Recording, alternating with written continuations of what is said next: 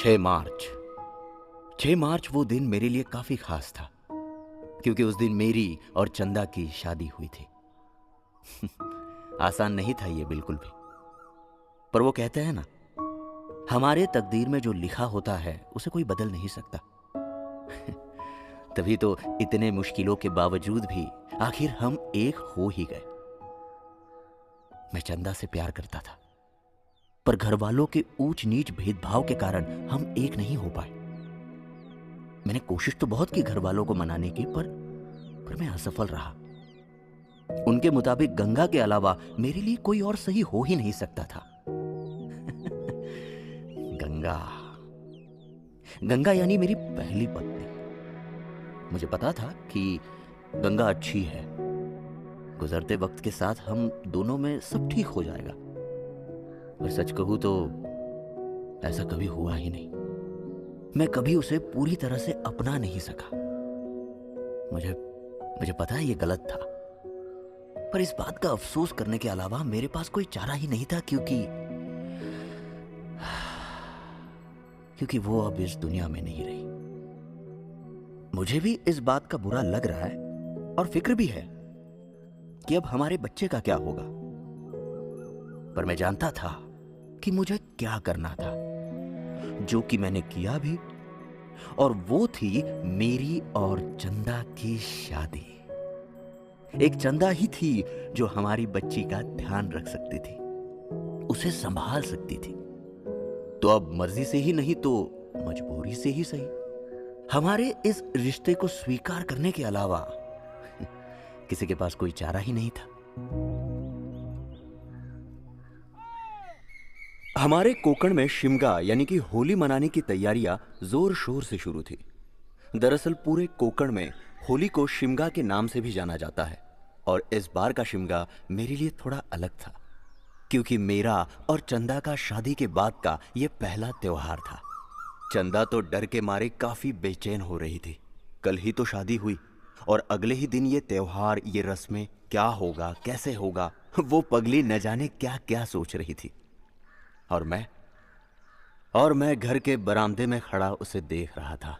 आज मेरी चंदा सज धज के काफी अच्छी लग रही थी। हरे रंग की असल नव्वारी साड़ी, हरी चूड़ियां, गले में सोने के जेवर, बालों में चमेली का गजरा और माथे पे लाल तिलक। मेरी नजर आज उसके श्रृंगार से हटने का नाम ही नहीं ले रही थी। बस इस सब के बीच एक चीज की कमी थी, और वो था गंगा का आकर्षक मंगलसूत्र, जो कि मैंने अलमारी से निकालकर चंदा को पहना दिया। मैं मानो उस हंसी पल में गुमसा हो ही गया था कि तभी बाहर से शिमगा शुरू होने की आवाज आने लगी। उत्सव शुरू होने ही वाला था। हर साल शिमगा मनाने सारे गांव वाले इकट्ठा होते थे। गांव के मुखिया होने के नाते उत्सव की शुरुआत हमारे परिवार के हाथों की जाने वाली पूजा के साथ ही होनी थी। इस साल की पूजा मेरे और चंदा के हाथों होने वाली थी, और होली का दहन भी। चारों ओर भजन कीर्तन की आवाज घूम रही थी, और थोड़ी देर के बाद गांव के कुल दैव जी की यात्रा निकली। इस यात्रा में दैव को पालकी में बैठाकर पूरे गांव में घुमाते हैं। इसी बीच वो यानी दैव एक ही समय एक से ज्यादा लोगों के अंदर प्रवेश करते हैं, और सब अपनी श्रद्धा से उनसे अपनी मन्नतें मांगते हैं, तकलीफें बांटते हैं, और अच्छी चीजों के लिए उनका शुक्रिया अदा भी करते हैं। हम भी आज देव का शुक्रिया अदा करने के लिए उस भीड़ में शामिल हुए।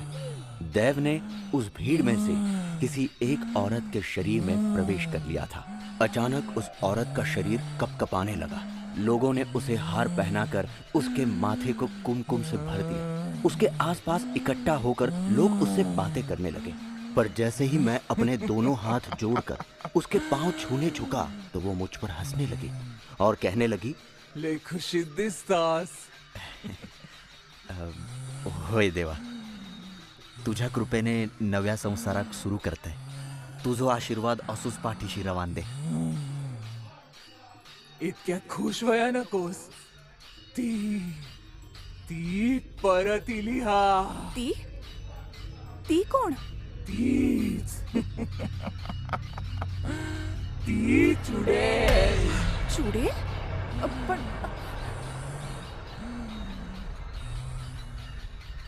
चंदा और कुछ पूछती इससे पहले ही देव ने उस शरीर को छोड़ दिया और वो औरत हमारी आंखों के सामने बेहोश हो गई। चारों ओर लोग इकट्ठा हो गए। वहां मौजूद हर एक इंसान ने देव की भविष्यवाणी सुनी थी। सब हैरान होकर हमें घूर घूर कर देख रहे थे और डर के मारे चंदा की हालत और भी खराब हो रही थी। मेरे घर वालों को तो मानो मौका ही मिल गया था चंदा को ताने मारने का। वो बार बार बस यही बोले जा रहे थे कि हमने तो कहा था कि इससे शादी मत कर, ये इस घर के लिए शुभ नहीं है। अब आगे जो कुछ भी होगा इसके लिए सिर्फ और सिर्फ ये जिम्मेदार रहेगी। अभी भी वक्त है, छोड़ दे इसे, ये इस घर के लायक नहीं है। और न जाने मेरे घर वाले क्या क्या बोल रहे थे। चंदा रोते हुए सबके सामने गिड़गिड़ा रही थी।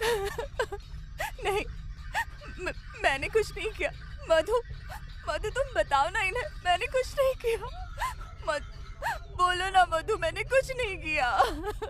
सबके सब मानो भेड़िए की तरह चंदा पर टूट पड़ रहे थे। कोई भी चंदा की बात नहीं सुन रहा था और फिर धीरे धीरे लोग आपस में फुसफुसाने लगे। देवा रे देवा, दैवने क्या कहा सुना क्या? चुड़ैल, चुड़ैल म्हणजे काय? अगं पुराने जमाने में कोई औरत बच्चे को जन्म देते वक्त गुजर जाती है ना, उसी को चुड़ैल कहते हैं। उसकी आत्मा अपने बच्चे के लिए दर बदर भटकती रहती थी। देवा रे देवा, लक्षा असू दे रे बाबा। वैसे वहिनी, इस मधुकर की पहली औरत गंगा उसके बच्चे को जन्म देने के बाद ही मर गई ना। बघ रे मधुकर, सांभाळून रहा। गंगा का नाम सुनकर चंदा और भी बिखरने लगी। मैंने जैसे तैसे सबको शांत करके चंदा को भीड़ से निकालकर घर ले आया, लेकिन वो बार बार एक ही बात को रटे जा रही थी। मधु, मधु मैंने कुछ नहीं किया। तुम जानते हो ना, मैंने कुछ नहीं किया मधु। हाँ, तुम सब कुछ जानते हो मधु। हाँ चंदा, मैंने कुछ नहीं किया। देखो देखो मैं जानता हूँ। बताओ ना, सबको चंदा, बताओ कि मैंने चंदा, तू कुछ शांत नहीं हो किया जा। मधु। देखो मधु। देखो शांत हो जाओ। चंदा एकदम शांत। देव ने जो भविष्यवाणी की थी उसका क्या मतलब था मधु? बोलो ना, क्या मतलब था? चुड़ैल आने वाली है। चुड़ैल? चुड़ैल आने वाली है? चुड़ैल? हाँ, तुम्हें पता है? कोई नहीं है चंदा। चंदा, चंदा देखो मेरी बात सुनो। तुम खामखा इस बारे में ज्यादा सोच रही हो। ऐसा कुछ नहीं होने वाला है। छोड़ दो इन सब बातों को, मैंने कहा ना। थी। अगर ये बातें देव के अलावा किसी और ने की होती, पर यहाँ तो खुद देव और लोगों की बातें सुनी तुमने। वो गंगा के बारे में भी बोल रहे थे। सब बर्बाद होने वाला है। मैं ये सब नहीं चाहती मधु। हमें कुछ करना चाहिए। तुम्हें समझ में आ रहा है मधु?